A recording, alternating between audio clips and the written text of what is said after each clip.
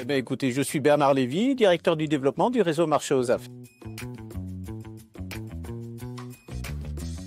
Non, il n'est pas nécessaire d'avoir une expérience particulière. Ce qui compte avant tout au sein du marché aux affaires, c'est la volonté, c'est le fait d'être un bon père de famille dans la gestion qu'on va porter sur le point de vente et d'être à l'écoute de l'enseigne, d'être à l'écoute de la formation qui est donnée pour pouvoir ensuite mettre en application et monter en compétence avec nos animateurs de réseau.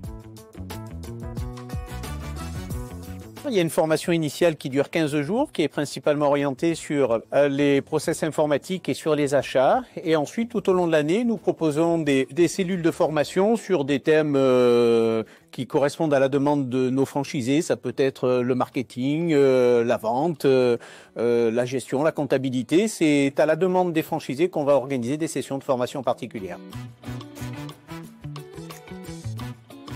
Il y a une prestation de démarrage qui est complète au sein du marché aux affaires. Nous assistons les franchisés dans la recherche des locaux. Nous les assistons dans la négociation des baux commerciaux.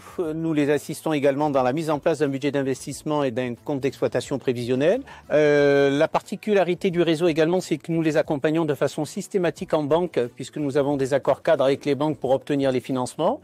Donc l'accompagnement est systématique. L'année 2024 a été plutôt prolifique en matière d'ouverture puisqu'on a ouvert près de 32 magasins. C'est un record pour nous.